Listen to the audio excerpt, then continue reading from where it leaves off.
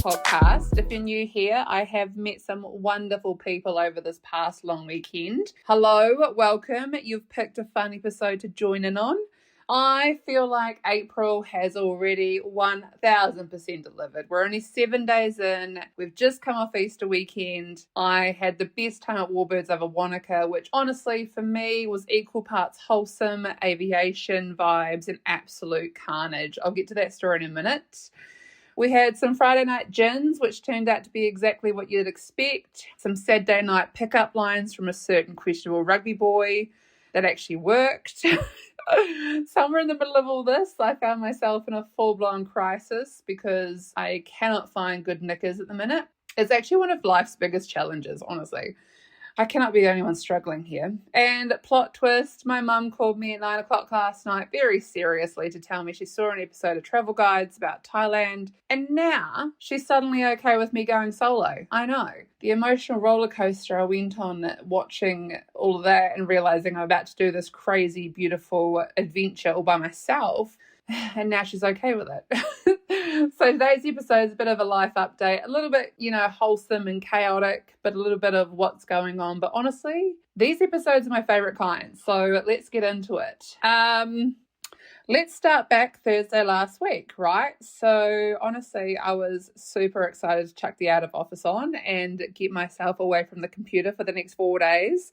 I didn't really have too much planned. I was just kind of very aware of the fact that I had 4 days to myself to do what Dani does best, and that's anything I want on my own terms. So I didn't go out Thursday night, which I kind of regret a little bit just because I feel like everyone that was local went out Thursday night, but then no one local went out for the rest of the weekend. As a small township that we live in here in Cromwell, it's pretty obvious the locals know when it's the right times to go out, and I always miss the mark. So I stayed in on Thursday. I was too excited for Warbirds Friday morning, and exactly like my mum said, I could not sleep. I was up at 5 a.m. all ready to pack the car up and head on over. But I mean, I wasn't rushing. I just didn't sleep in. So yeah, I hit the road about 7:30, and the most spectacular sunrise happened just as I was pulling into Wānaka, which, if you're new around here, we get these crazy aurora evenings with lots of colours in the sky, but the sunrises are equally as spectacular. So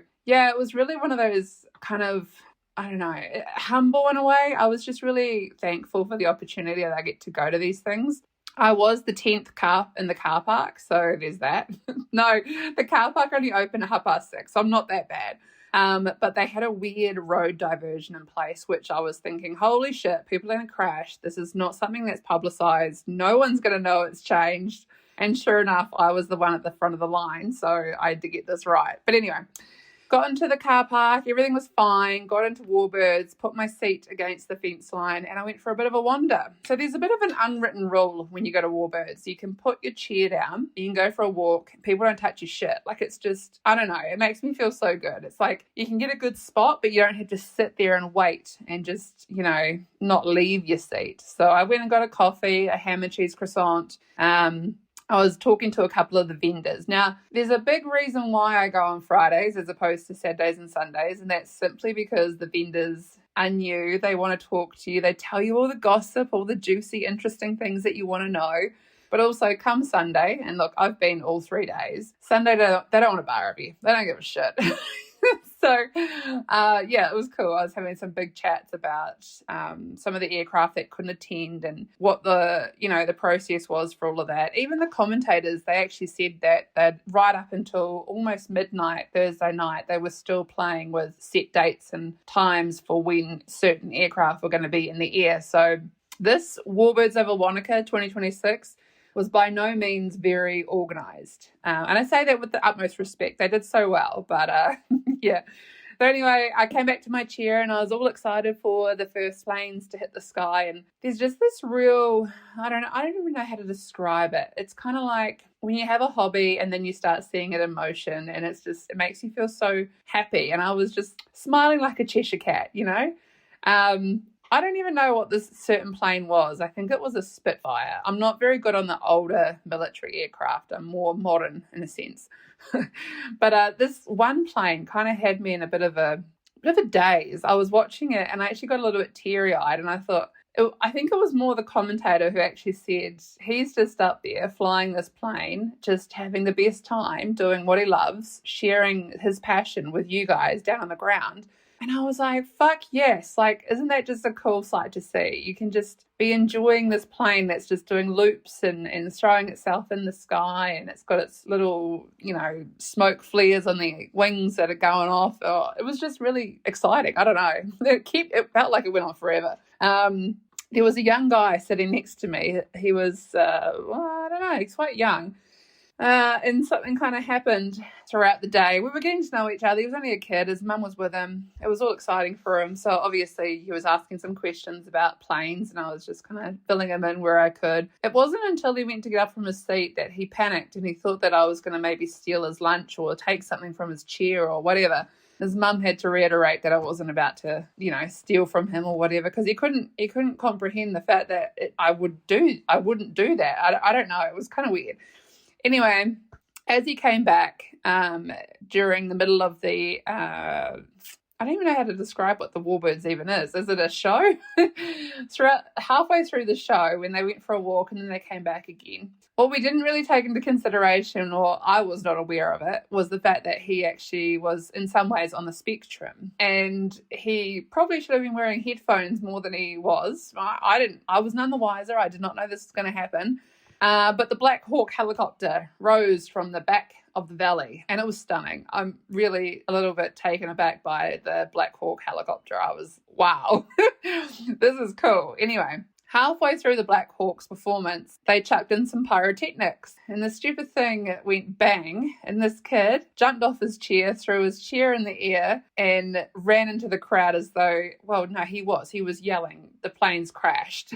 I don't know why he didn't look back and see that the chopper was still in the sky, but I think he just thought because he was fired that something had crashed. His mum was doing her absolute best, and she looked at me and I was like, what do we do? And she was just looking at me like, there's, a couple of thousand people here. We can't do anything. I just got to go and chase him into the crowd. So she did. And she brought him back, and they got all their bits and pieces, and everything was fine. And then it happened again. Wow, the poor bloke who'd already been sconed on his head by his chair the first time almost got a knee to the head as this kid went flying back into the crowd again, thinking, holy hecker, it's happened. And yeah, I was trying to film it because obviously, not him, I was trying to film the Black Hawk helicopter. And all you can hear in the background is absolute chaos. It's breaking out because he's just having an absolute breakdown that the planes have crashed.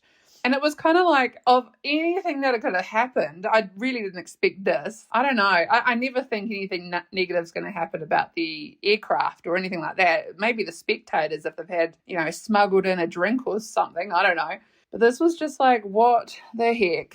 I felt for the mother. Honestly, it was the weirdest kind of thing to have to help with, but I did my very best. And obviously, I'm not that good with kids, so I do try.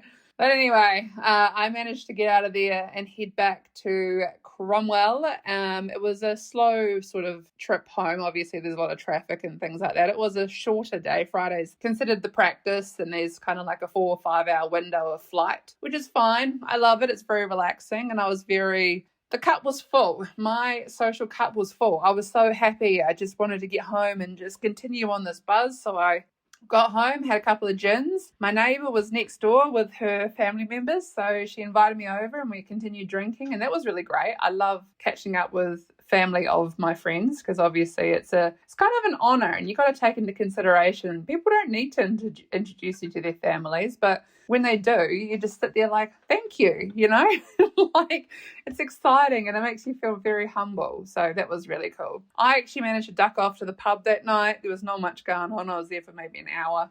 Managed to get my way back to the house, had some pizza and watched a bit of sport on the TV, and that was it. So Saturday rolls around and I really wanted to take it really easy on Saturday, honestly. I was like, let's just stay inside. It's raining. We will watch a couple of movies, do some life admin, just kind of tick a few boxes before Sunday, because Sunday I want to go to see my mum for Easter. I don't know. I watched some fucking cool movies on Amazon Prime. If you're new to Amazon Prime, that's where the movies are at. 100%, 10 out of 10, loved it. I actually got halfway through a movie and I was like, if I continue watching this, it's all of a sudden going to be like 9 or 10 p.m. and I would have missed the window to go to the pub if I want to go to the pub. I had a bottle of wine. I was just enjoying my me time, just going at my own pace, and I thought, flog it. Haven't heard from anyone. There's this weird thing in this town about assumptions where everyone just assumes when a public holiday happens is that people are busy with family and friends and whatnot. No one speaks to each other. It's like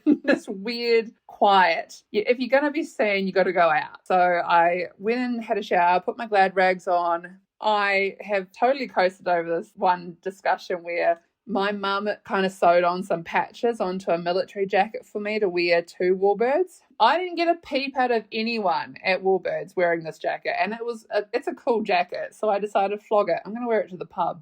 So I get down to the pub and I'm like, just, sitting with some of the old boys, nothing really scary about anyone. A family of the old boys are here. Obviously, they're introducing me.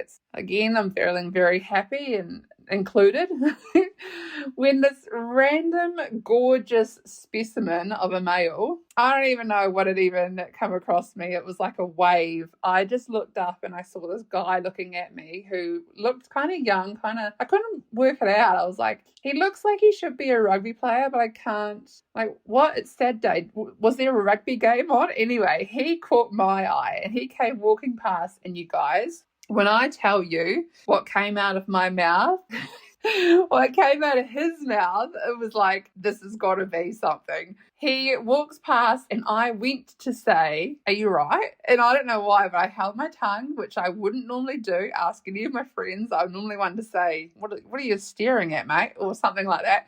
Anyway, he says to me, thank you for your service. Thank you for your fucking service. Do I look like I was in the military? Do I look like I served for Vietnam or America or wherever these patches are on my jacket? I could not believe it. I was like, oh my God. And I just cracked up laughing and I said, I didn't, right? And he was like, yeah, no, I know. I just wanted to see what your thoughts were about my pickup line. And I was like, oh, it's a pickup line, is it? And then I said to him, do you play rugby? And he was like, no. And I just said, you've got the stature. You have the whole face and stature for rugby. I don't know why I said face, but he was a good looking kid. I was like, what is happening here? And anyway, he said to me something along the lines of I just said, oh, you're a good looking guy. And he says, yeah, you're vice versa. You're good looking yourself. It's all we needed. It is all we needed. All of a sudden, it was 2 a.m. and I was doing the walk of shame back from his house. I don't even know. I don't know anything about him. Didn't switch numbers. Didn't do anything. Nothing like that. No, I don't know. It was just a weird, spontaneous night. And then I woke up Sunday and I cracked up laughing, as I do. And I was like, holy shit. I walked home in the rain in my bloody Warbirds jacket. It was like some Sex in the City shit, there's some weird stuff happening and I cannot be mad. So anyway, got out of bed Sunday morning, pulled the speaker into the bathroom, had an everything shower. If you know, you know. Everything showers mean everything gets washed. You make sure that you wash your hair. I never really have an everything shower on a Monday or a Thursday. So it's pre-going out and it's pre-start of the week. So this was weird that I was doing it Sunday morning and I was singing at the top of my lungs. I was just happy. I was like, oh my God, my friends are going to die when they hear this story, because not only is it fun, but I kind of have this whole thing about how I meet people. Somewhat in my own way. I wear a fragrance people don't forget. Obviously, you smell it, you're like, shit, she smells good. The fact is, he had this pickup line where I was like, oh my God, imagine if something transpired between me and this bloke. And one day, I don't know, maybe we had kids together and we could tell the kids how the parents met, and it was that one pickup line. And I was like, God, it's kind of hot. It's really hot. Anyway, I'm never going to see the guy again, but it's fine. So I was singing in the shower, having my everything shower, and I thought I'm going to go over to Mum's real early, drop off all my Easter eggs and stuff, because I'm a little bit of an Easter bunny myself. And I get in my car and I turned it on and the dash had a light on it, and I was like, oh my fucking God, I can't even be bothered with this. I just want to go to Queenstown. Why is this happening? And anyway, I had a look into what it was, and I was like, okay, so I need to get to a petrol station or a hardware store and buy something to top up that liquid, because that liquid was low, whatever. Nothing was open. It was Easter Sunday, so I pulled up to a friend's house, and my friend was like, well, you're awake really early for a Sunday. What did you get up to last night? And I told her this story. And then I was like, shit, I've got to be on the road. I've got to go to my mum's house. So what can I do here? So they rang a mechanic friend, and that mechanic friend hooked me up and sorted me out so I could hit the road to mum's house. Only it was just like the smallest little delay. It was just like an hour, but I didn't panic. I was just like, what can I do here? And it's always one of those situations where you can, spiral. I could have ended up staying in Cromwell, but no, I had to put one foot in front of the other and just be like, we can sort this, we can resolve it, whatever. Get over to my mum's house. My brother has just put this massive 70-inch TV in his garage, and he's just sitting there and he's getting ready to watch the Warriors. He's got his beers chilling, and he's like, let's have some lunch, we'll have some beers, we'll watch the rugby. And I'm like, oh my God, I'm going to end up staying here. I can't drive home when you do things like this, Thomas. So anyway, it was a cool Sunday, a really lovely Sunday. And Monday, I can't even remember what yesterday was. Because I've got some guests coming, I have been pottering around the house doing things, tidying things up. Obviously, things are dying. Plants are at the end of their lives that have given us vegetables all summer and stuff like that. So I put my Daisy Duke jean cut-off shorts on, and I was out in the yard. I actually was cutting this stupid hedge with some lopper things, and I've hurt my left arm, so there's that. And yes, I hurt my arm with the loppers, not anything else, for you guys listening that are laughing. Anyway, it was a really good long weekend. I just have this big smile on my face. When I was driving to mum's, even, because it is a 35-minute drive, I was just really happy and smiling, and it was like I couldn't really talk about it. I wasn't telling anyone. No one knew. It was just, I have such great gratitude, and I'm really just happy about my life. There's nothing that I'm sad at. I'm not stressed in any way. I mean, I'm a little bit stressed about my visitors coming up, because I'm like, oh my freaking God, what if we miss doing one thing, or I don't know, the weather packs in and we can't do this thing, or, just whatever.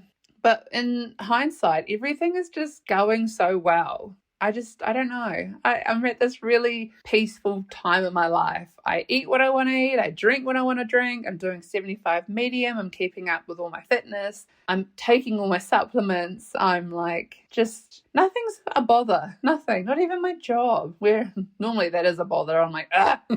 But no, I actually love my job. I know I don't talk about it enough. I'm probably not allowed to. And there's people that listen to my podcast that are from work. So there's that.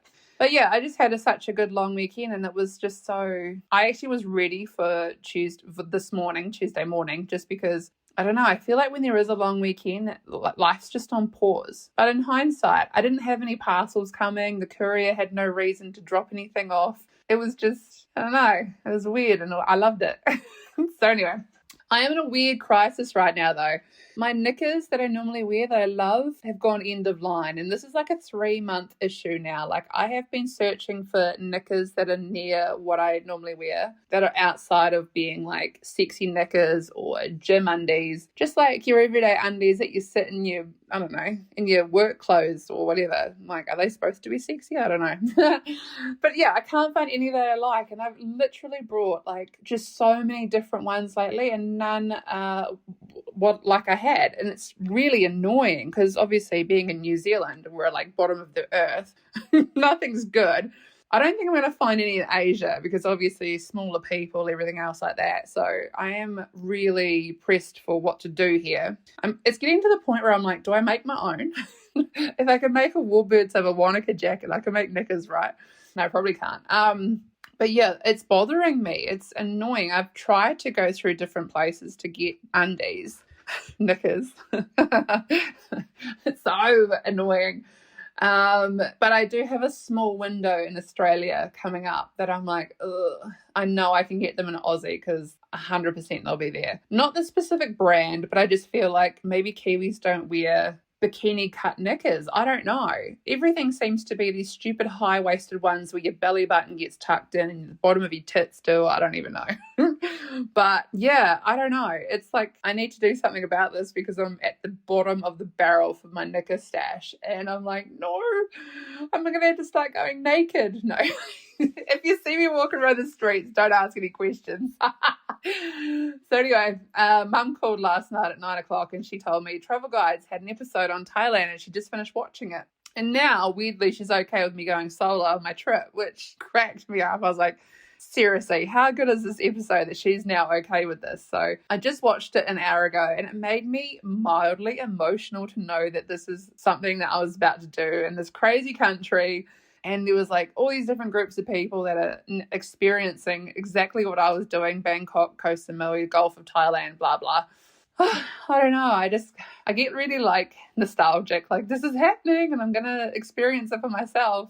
I go from the highest of highs about it and then the lowest of lows because I'm like, I'm scared. But anyway, so it was weird. I just thought my mum is now okay. Okay.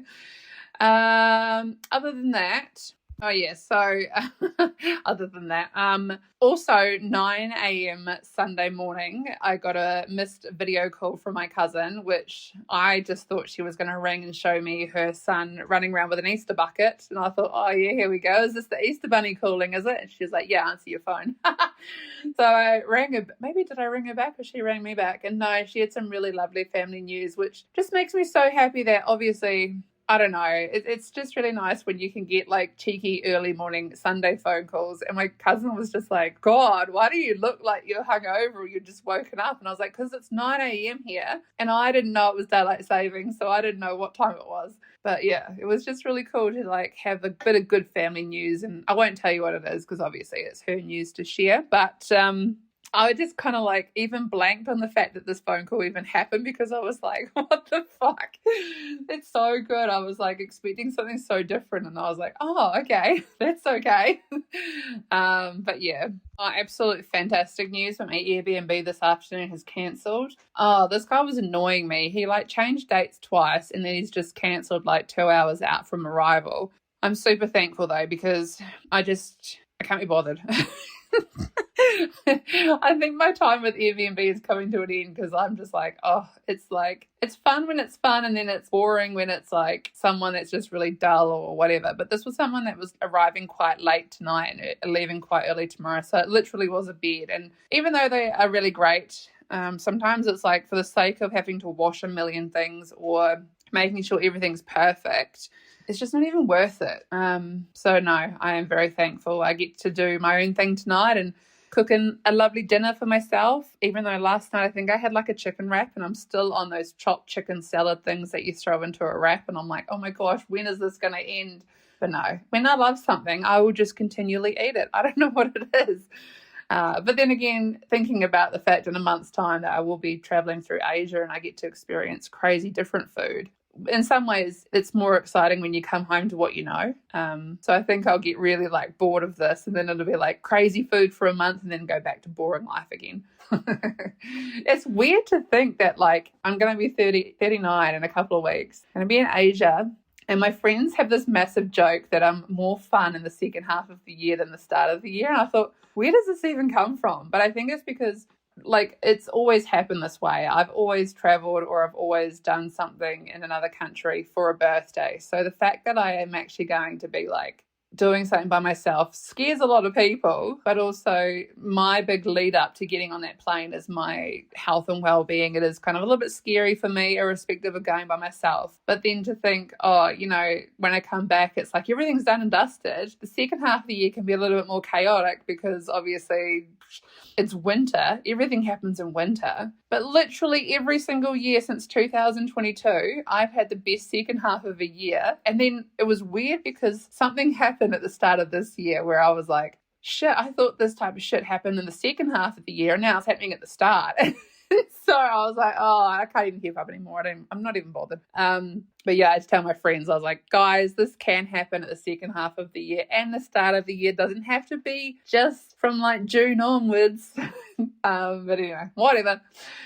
Okay, I feel like this episode has been a real life lately dump, but in the best long weekend kind of way. April to me is absolutely off to such a good start. I had the biggest smile, the long weekend, lots of me, Dani time, a few minor dramas, nothing I can't handle. That was just like my car deciding to throw a warning light on right before Easter lunch. Love that for me.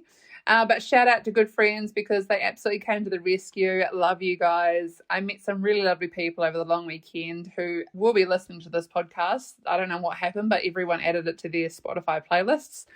And that, also includes Warbirds Chaos to random pub chats with new people. And it just reminded me how fun it is to be out living life just a little bit. I'm not always out, and I think it kind of shocked a few people, but I definitely like my independence. I like not having a plan, and I like just making a decision because I made the decision, not because I'm forced to do something, which never happens either, so don't worry.